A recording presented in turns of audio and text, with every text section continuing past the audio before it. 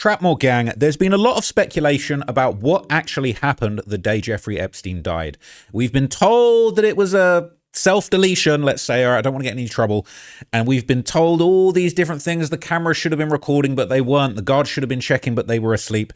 And interestingly enough, I've now found out that the FBI interviewed a dozen inmates or more. Okay, they interviewed 29 staff members about what went down with Epstein. And interestingly enough, having dug into all of these, I found one very fascinating example, okay, of another inmate who explicitly told the FBI that Epstein was murdered by the prison guards, all right? And this has just been completely swept under the rug and ignored, okay? This guy, all right, he was apparently, okay, a serious member of the Bloods who was in prison with Epstein when all of this went down. And he had a completely different story to what everybody else is saying. So I'm going to break it all down for you in this video. And you're really not going to believe, okay, what you're going to see in this video, okay? The guy's name is Rayshawn Jones, okay? And as you're going to see here, this is the list of all the inmates and staff that were interviewed about this situation. And interestingly enough, all right, you got inmates, you got people working in there, redacted, a lot of redactions, but here he is, Rayshawn Jones, okay, he's in there. They interviewed him, they interviewed 12 inmates, 29 staff, redacted a whole bunch of the staff, didn't really redact too many of the inmates. I don't think they didn't look like they redacted any of the inmates, funnily enough. All the inmates were known. Okay, so setting aside the fact that, like we talked about, his Ephraim Reyes, his original cellmate that got moved the day before and died suspiciously in the years following Epstein's death, okay? But this guy, Rayshawn Jones, he's got a very interesting story to tell. But before I tell you exactly what he said, let me give you a little bit of backstories as to why Rayshawn Jones was actually in prison with Jeffrey Epstein at the time of his death, okay? So in 2013, Rayshawn Jones, he was arrested for this murder of an off-duty police officer during a robbery in the Bronx. Okay, this is the article about it, posted back in January the 3rd, 2013. This says, off-duty cop shot while trying to stop a robbery in the Bronx. So he was trying to stop an armed robbery of his family's car dealership, the police said. Officer Juan Pichado, and that's him there, he's a father of three and he was working at the dealership at 3040 Boston Road when two men, Jeffrey O'Keefe and Tyquez Harrell, entered about 6:30 p.m., one of them carrying a Bryco 380 handgun, police and relatives said. At first, the pair pretended to be interested in a red Altima, but soon one of the suspects pulled out the weapon and forced Pichado and another worker down onto the floor of the dealership's office, Police Commissioner Raymond Kelly said during a press conference. They began to ransack the office looking for cash and the safe, all the while brandishing the weapon in Officer Pichado's face, Kelly said. A few minutes after the robbery, Officer Pichado stood up and grabbed the gunman, O'Keefe, who fired, striking the officer in the right thigh. Kelly continued. Despite being wounded, Officer Pichado and the other employee wrestled the gunman to the ground and disarmed him. Pichado held O'Keefe until police arrived to take the suspect into custody, Kelly added. Harrell fled with Marquise Daniels, 23, and Rayshawn Jones, 25, who were waiting outside in a white Impala with Oregon license plates. But the three were caught shortly afterward at 183rd Street and Cantonar Avenue, according to Kelly. The four men are facing charges including attempted murder, assault, burglary, and criminal possession of a weapon, according to police. And the owner of a nearby auto body shop said that police were responding to another call right down the block when the incident happened. I saw them running up Boston Road, and I said to myself, what's going on, said Carlos Santos, 54, who has owned the neighboring shop for over 20 years. But that's how they caught the guys. Brian Tolentino, 23, Pichado's nephew and the manager of the dealership, said he got the news in a disturbing phone call from the sales manager, who was held up along with Pichado, and Tolentino was driving a Mercedes from Pennsylvania to the dealership. He said, we just got robbed. Tolentino recalled. Juan got shot. He was hysterical. Pichado was taken to Jacoby Medical Center and he's expected to survive. Family and friends have been visiting the wounded cop since the shooting, Tolentino said. Now, I thought he died in this. Maybe I had that wrong. My bad if I had that wrong. He survived. It said, everyone told me that he was laughing last night, Tolentino said. He'll bounce back for sure. Tolentino said his uncle, who has a wife, 3 young children, is a caring and dedicated man. He loves to treat everyone fairly, Tolentino said. He's the kind of guy who will stick more than his neck out for you. Mayor Michael Bloomberg was at a basketball game when he heard about the incident, but left to visit Pichardo in hospital. Nice guy, couldn't have been nicer. His wife was there. They have young kids, the mayor said Friday during his weekly WR radio show. About an hour after the Bronx shooting, 2 police officers were shot in a gunfight in Brooklyn's Fort Hamilton Parkway North train station that left the suspect dead. We're so lucky last night. They'll all be home in a couple of days. 2 of them, I assume, today, and it could have been so much worse. So this guy was involved in the streets. He was involved in robberies. He was, taking the wheel for robberies, but he was very deep in the network and hierarchy of the Bloodhound Brims in New York City. Now, this was interesting because Jones was essentially placed in the SHU, the special housing unit, alongside Jeffrey Epstein, which was essentially a high-security isolation wing because he had apparently intended to cooperate against the leader of the Bloodhound Brims in this case, where he ended up getting 25 years in prison. So this is a breakdown. It says the leader of a violent and New York City street gang was sentenced to 25 years in prison Thursday for racketeering, narcotics, and firearm offenses. Brandon Green, aka Light, 38 of the Bronx, was one of the Bloodhound Brim's primary suppliers of cocaine and heroin, providing other gang members with redistribution quantities of narcotics for resale in New York City and Elmira. Green also maintained a supply of firearms, which he sometimes made available to other members of the gang. At the time of his arrest in 2017, U.S. Marshals recovered 6 loaded firearms from the residence where he was living. Brandon Green, one of the leaders of a ruthlessly violent gang, was responsible for extensive narcotics trafficking throughout the city and state of New York, said U.S. Attorney Audrey Strauss. Today's lengthy sentence sent an important message to the Bloodhound Brims and other gang members that they will be arrested, prosecuted, and face justice for their crimes. The Bloodhound Brims was a criminal enterprise that operated principally in the greater New York area from at least 2005 up until including 2016. The Bloodhound Brims was a faction of the Blood Street Gang, which operates nationwide and is under the New York Blood Brim Army. One of the Bloodhound Brim's principal objectives was to sell cocaine base, commonly known as crack cocaine, powder cocaine, and heroin, which members and associates of the gang sold throughout the greater New York area and in Pennsylvania. The gang's founder, Latique Johnson, aka La Brim, 41 of the Bronx, was sentenced in 2019 to 30 years in prison. So this guy was deep. He was deep in the streets. He was deeply involved in this. And story goes, he actually played a part of essentially making sure that this conviction went through. And this was covered by Inner City Press, okay, who had a lot of backstory about this situation. He is obviously a great reporter in New York who covers a lot of things in that courthouse. He covered the 6ix9ine trial very, very extensively. So essentially, okay, despite his own role as a government cooperator, records would actually show that Rayshawn Jones would continue his own drug operation even behind bars, all right? Even in there when he's chilling with Epstein and them, he was still in the dope game, okay? It says back in March 2019, for weeks, the trial of U.S. versus Latique Johnson et al. Plodded along in the U.S. District Court for the Southern District of New York courtroom of Judge Paul G. Gardoff.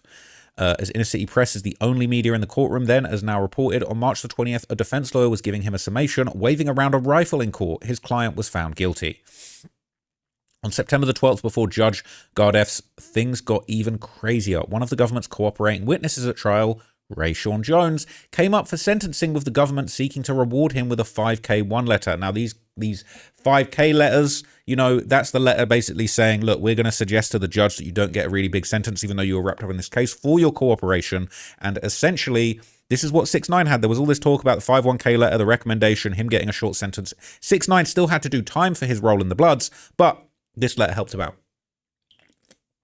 But here's where it went bad. It said even after he signed his cooperation agreement, Rayshawn Jones was smuggling drugs into the GEO private prison and sold them to other inmates. The U.S. Attorney's Office did not rip up his plea agreement, but Judge Gardoff said in his 9 years as a prosecutor and 11 years as a judge, Jones is the worst cooperator he has ever seen. He sentenced him to 11 years, but as his lawyer, Mr. Donaldson, pointed out, that really means only 4 since he's already served 78 months in GEO. He's being given an opportunity to propose where he wants to spend his next 4 years. Inner City Press is often ordered out of the courtroom for the benefit of cooperators, but who's covering up the deals the government makes with them and allows them to violate? We'll have more on this, okay? So it makes you wonder, right? He was at the GEO. We talked about the GEO the other day, okay? And essentially, we knew that there was people. Jeffrey Epstein's cellmate, for example, the guy that was transferred the day before Epstein died, he was sent to the GEO, and then he would later die under suspicious circumstances. So what we have here, now that I've given you all of that backstory, for Rayshawn Jones, okay, this is his interview where he claims that essentially Epstein was murdered, all right? That is the claim. So this is essentially a handwritten account of what he said, but I also actually do have here the transcripted version. So I just want to show you this for transparency. This was the handwritten statement that he gave, but the feds did helpfully put together a fully transcribed version of this that is in plain English, so we can read this correctly and make sure this is all right. So he was given a proffer agreement for even having this interview, right? So he was interviewed at the United States Attorney Office for the Southern District of New York. Various redacted special agents were involved and there. And he basically said, I'm willing to give information to the investigation. I'll talk. So this is his account of Jeffrey Epstein's, in his words, murder. He said, in the box since April the 16th, 2019 in MDC. All right. He was on H tier for 6 weeks. His first cell was redacted. He said he can see microwaves and a rec deck and a visit room and can hear what guards are saying, med at desk. So he said that counts were supposed to be conducted at 4, 10, 12, 3, and 5 on weekdays, 10 a.m. on weekends. He said officers just walk by cells, sometimes don't even look in. Some officers don't do an overnight count. On 6 tier, in single cells on, was that June the 18th to mid-July. He got to MCC on June the 13th, and he went to self-deletion watch because he asked for blankets and cleaning supply. There were dead mice on the floor of the cell. The guards wouldn't bring anything and didn't bring anything, so covered the window, and then they took down the self-deletion watch for 1 day. He then went back to 6 tier when they gave him a blanket, soap, but he didn't have cleaning supplies. No one comes up to 6 tier, not even counselors. Officer said, I thought you was all terrorists up here. Only time I thought someone was that lieutenant feeding or literally feeding. On some days, officers do the count. Some days they don't even check on you. Only way to get legal calls is when Lieutenant Blank walks by, but it's hard to even get them. Or maybe hard to get their attention. Mid to late July, he moved to the H tier where there were kids with behavioral problems that were flooding the cells. He moved all of them to H tier and other tiers, and he didn't have a bunkie. The only time he saw officers on H tier before Epstein died was when food came in. Breakfast at 6 a.m., supposed to be at 11, comes at 1 or 2, supposed to come at 5, sometimes 6:37. I'm guessing he means breakfast, lunch, and dinner. It is kind of a mess the way that these are put together, but these are accurate as far as what's there in the handwritten notes. He says that he eats cold food every day. Normally after 10 p.m. count, officers ask officers to turn their light off. He usually watches everyone at the door because first cell, otherwise they listen to the radio, work out, or read a book. He usually sleeps from 12 to 3, works out at 3, and then gets up. He has an open hole underneath his sink with water bugs and mice coming through. He said he never saw rounds after midnight before Jeffrey Epstein died. And he mentioned Officer Blank and another Officer Blank. They always do counts and rounds. Blank does the 5 p.m. count, but not after that. Plus at 10, plus at 1, 10 rounds. Says rep for people beating up. I don't know if he's saying that officer, he's describing what each officer does, and is saying that like some of those officers have a rep for beating people up. So he's basically describing and telling all the different officers. So saying this officer's got that reputation, this officer doesn't do the rounds. So the next officer he mentioned says redacted usually comes in at 2, works till 9, 10. Sometimes he does count and feed, but not rounds. This other redacted officer never did a round, sits working, let her sit down, saw her at gate. One time redacted was listening at the door around 5 p.m. Redacted was talking. Redacted saw redacted was listening and said we're being nosy. Before that, saw redacted saying that he's trying to apologize. Redacted said who? Redacted said the PDF, the rich dude. Talking about Jeffrey Epstein. It says redacted never does rounds. If they've worked shift, they know the count for the next shift. This officer usually works daytime. He's the OIC. I think he plants things on people. Another one said redacted told redacted that he met with prosecutors and that prosecutors asked about redacted. Told the lieutenant kid that he was stupid for doing it. Now they're given less food. He thinks it's retaliation. So I think he says he saw redacted plant with GS twice. Plant WGs twice. I don't know whether that means drugs or weapons or planted something on people twice. Kids on blank indictment. Blank wanted dice from kids. Then blank found a pack of cigarettes on the kid. It was a fresh pack, but the kid had only been there for 2 weeks. And blank knew him. Knew he didn't have them because he blank smokers. I don't know what he does to smokers, but it's not good. So in 2016, at 11, the kid went to the shoe. One was called Will. At 11, on 5 tier, he said he saw Redacted go into kid's cell, found K2 in the kid's cell, Fat Mac, but the kid didn't smoke K2 and he didn't have a bunkie. And it said Blank didn't do no rounds, only saw Blank walk the tier after Epstein. Blank has so much time, he thinks he's untouchable. Another one, he says Blank is the issue because he beats people up in their cell when Blank told him don't do again or I'll F you up. Blank works at midnight, he does counts but not rounds, doesn't care about rounds, never heard of him, and contraband. Here we go. Here we get to it. He said the night Epstein died, he was fed dinner by Blank, and other officer. He never got the trays taken out. She came around 10 to do the count. Blank asked for lights off and D/N it. So I'm not sure if that said didn't do it or did it. Anyway, around 12, everyone was kicking their door, yelling, asking for the lights to be turned off. A new officer comes in. She told him not to do rounds. Other guys on the tier said that bitch is lazy. She don't want to work. Redacted said you should have gotten your light turned off. She said it loud enough for everyone to hear. Blank didn't repeat what she said. Said sometimes officers Blank say on Saturday and Sunday that they aren't doing anything for you. Another new officer comes in at 12 and she turns the fan or heat on and it blocked out the noise. Then he says he dozed off, woke back and forth, the food cart was pushed in, and then he heard breathe, breathe, and the other officers came in. Said when they were walking through with breakfast, Blank served food, and dude said, you killed that dude. She said, if he's dead, we're going to cover it up, and she is going to have an alibi. My officers...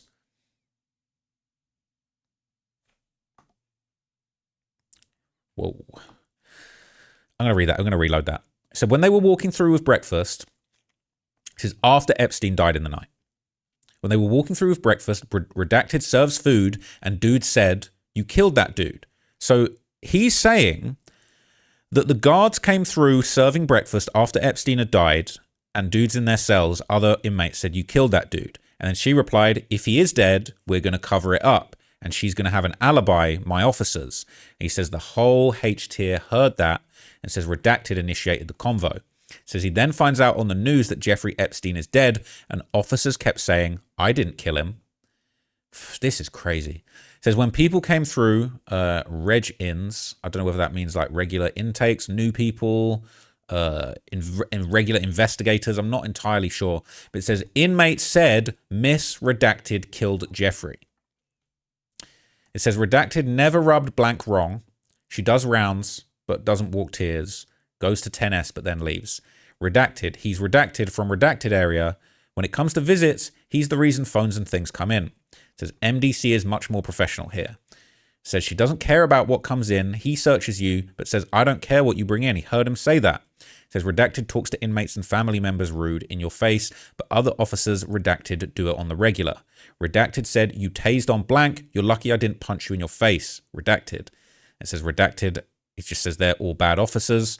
And then he says, after Epstein died, they have a pad right by Redacted door that they have to sign when they do rounds. Now they're doing rounds.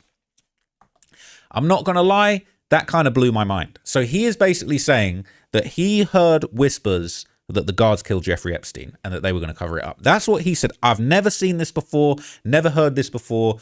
I'm assuming this guy's still alive. All right, so I just Googled it, right? I've not seen any article that this guy has died suspiciously. Okay, thank God.